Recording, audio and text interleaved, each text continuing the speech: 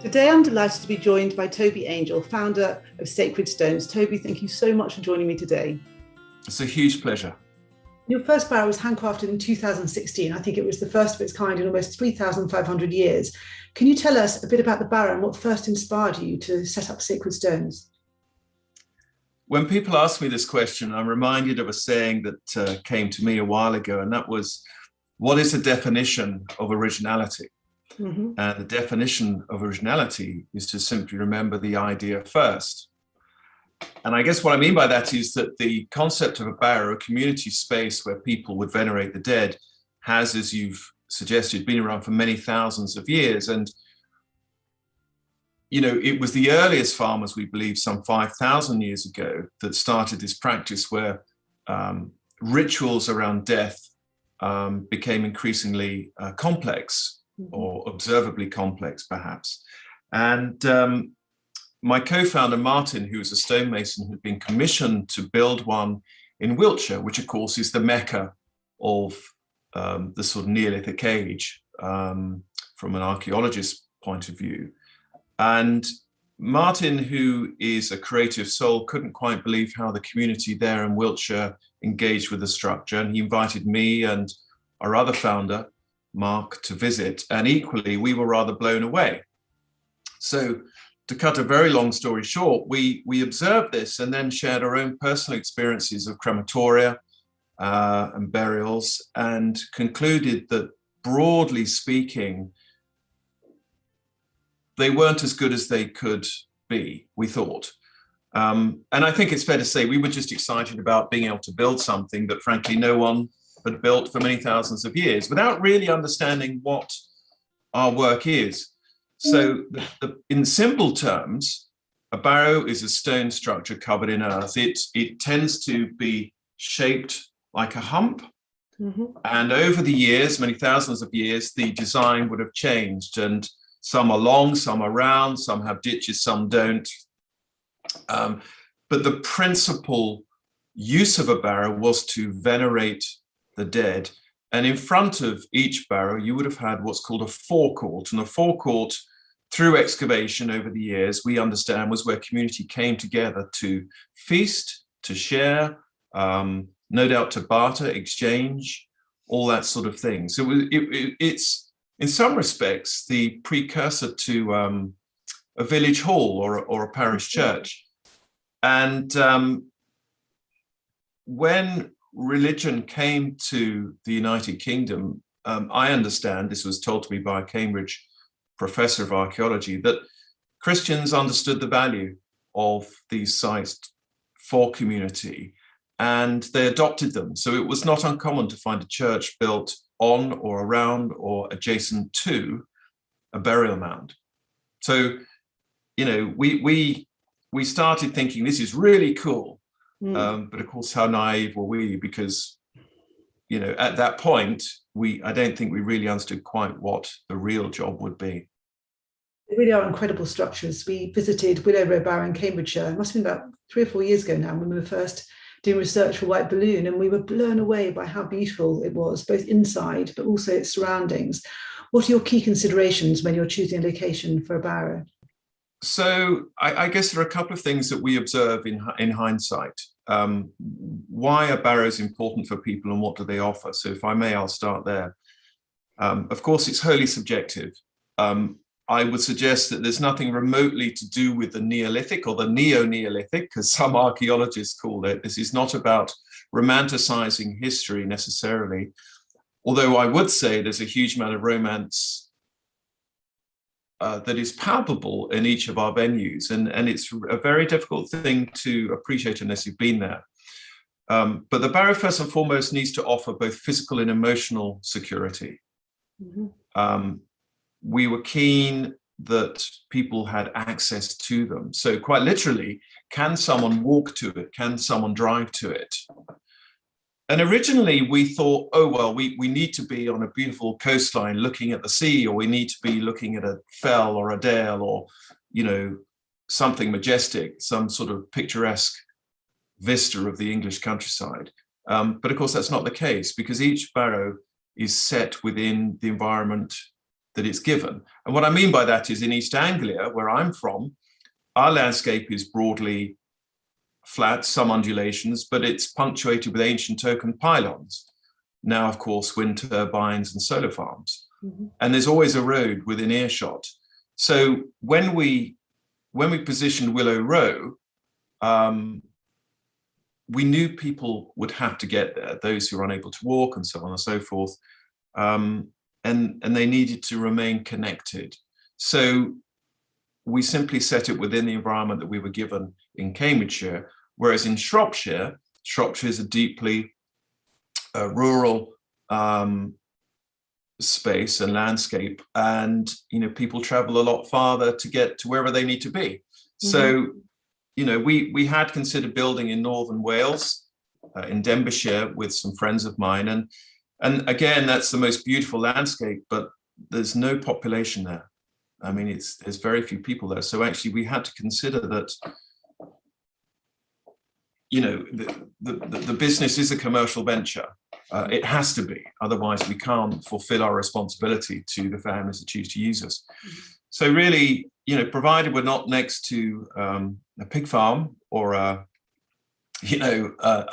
real sort of eyesore, we can pretty much put them anywhere. They don't take up much space at all. They're relatively small structures, and we can scale them so they could be small or big or.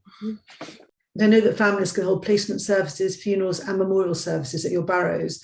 What a wonderful space for families to be able to create a truly unique and personal celebration of life for a loved one. Can you tell us a little bit about the many different services that you host? Yes, so when we started, we were embarrassingly just focused on allowing people to choose a niche without considering what rituals they would be looking to perform and the sort of service they'd like to host. And that's evolved organically. So when someone comes to us at a point of need, i.e. to choose a niche because someone is preparing for the end of life, or they've just experienced a loss in the family, or indeed if they have a set of ashes and they found the right place because they haven't known quite what to do with ashes, our first question is, well, what would you like to do? We have no time constraints, none whatsoever. Which is wonderful, yeah. Yes, and I think, what we've learned is that in this journey with grief, a relationship that everyone will have in their life, and it's not something that I believe one recovers from, it's something that softens, and it's a relationship you always have, because it's a mechanism for memory, I think, and actually in some respects it gives you a gauge for the love that you had shared. When people come, they need to be able to want to return again and again and again during that journey with grief. Because compartmentalizing this Thanksgiving of life into 45 minutes, and we know that that's broadly speaking what you're allowed at a crematorium, although of course you can have what's called a double slot, mm-hmm. that you pay 2 times.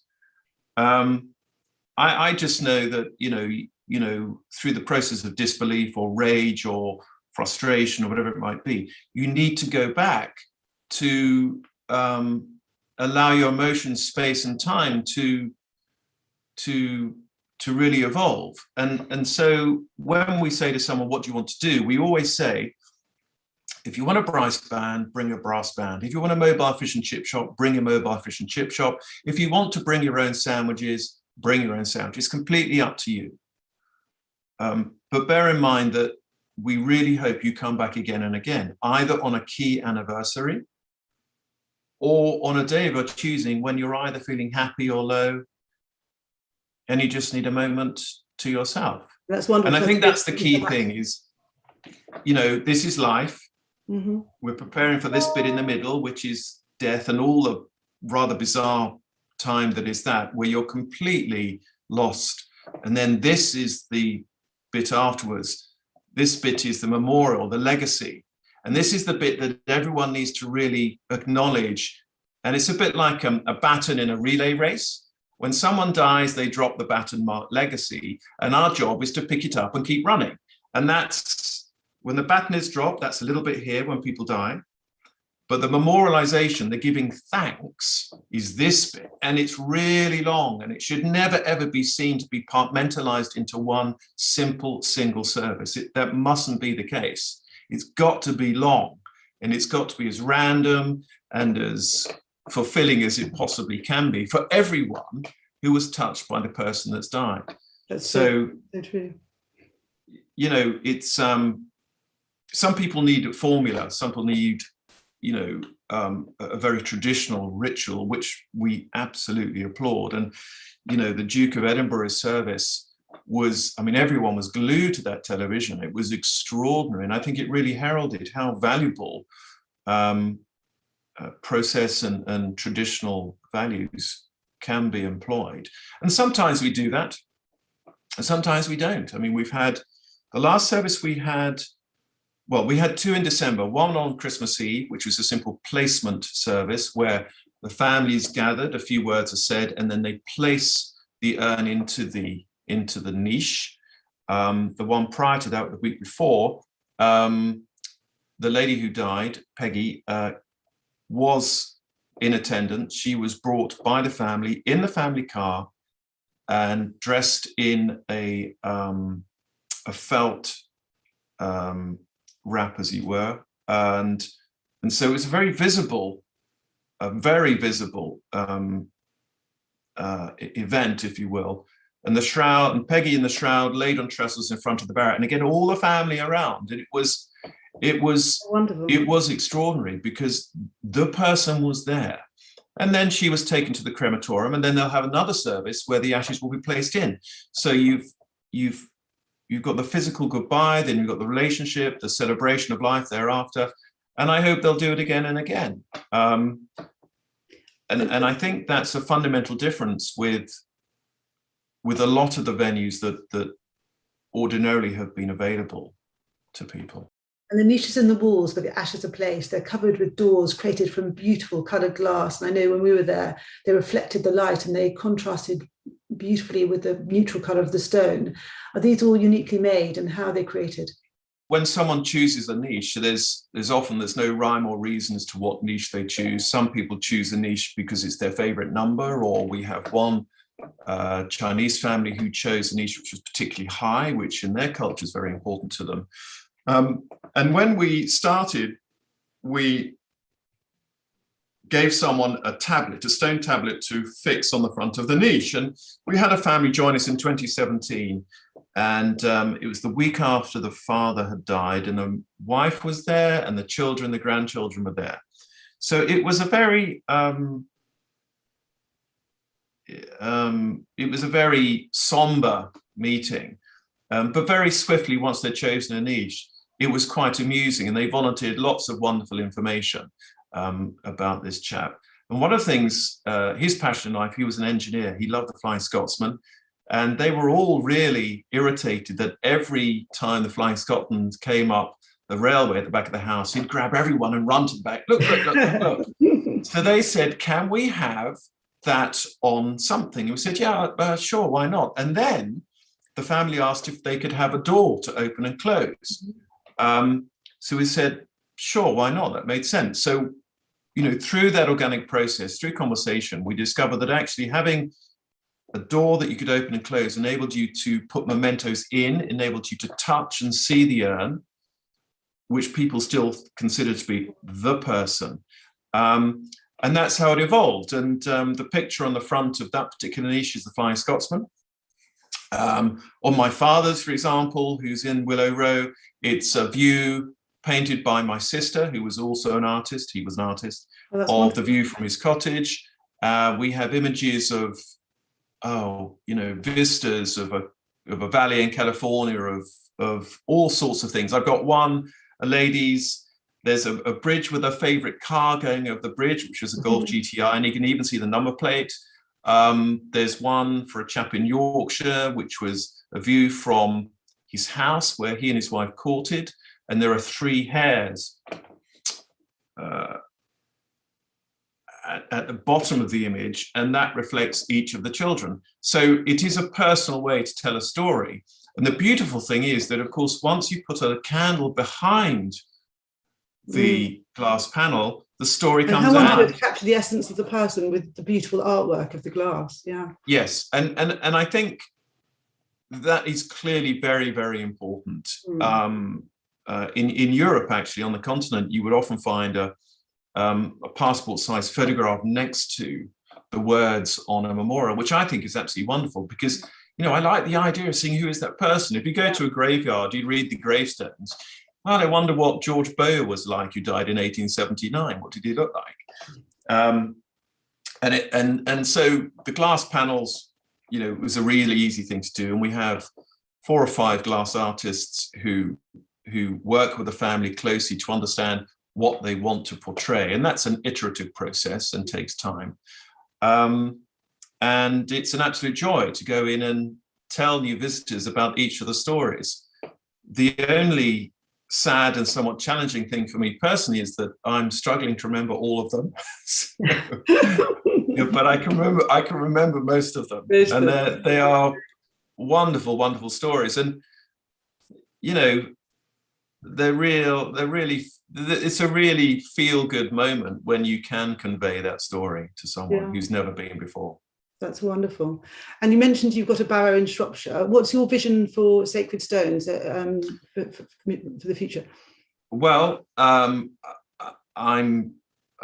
think it's fair to say we obsess about what we do, and we are ambitious, and I think that obsession lends itself to wanting a barrow in each county, which I know is not practical because these things are complex and frankly costly to build. But we can see the level of demand, and we would like barrows in each sort of region of the country if we can. And we're invited to build abroad fairly regularly, which is wonderful. It is flattering, but frankly a distraction. And finally, Toby, can you tell us a little bit about yourself? Do you have any hobbies, a favorite music or a favorite book? Look, that's kind of you to ask. I mean, I'm sort of devoted to my 3 daughters, teenage daughters, and my wife and my dogs who are here somewhere. And I'm a country boy. I was brought up in rural Essex, and that's really where my passion lies, in the environment. I've been lucky enough to work all my life. I started work when I was 16 for my father, who had a design consultancy, and then somehow or another I fell into finance. We're still a little bit puzzled by that, but it seemed to work. At the ripe old age of whatever I am, 54, I've probably got more energy and more enthusiasm for work than I've ever had before, actually, because of what we do. I don't have a favorite track. I've got my letter of wishes here somewhere, and I'm not sure I've detailed what my tune will be. But perhaps I need to give that a bit more thought. Well, Toby, thank you so much for joining me today. It's been such a pleasure to talk to you, and it's been so lovely to get to know you over the last 4 years. Oh, it's my pleasure, and I wish you well with White Balloon. I think it's an inspired opportunity and a really vital service that people need. So thank you. Thank you. Thank you for your time.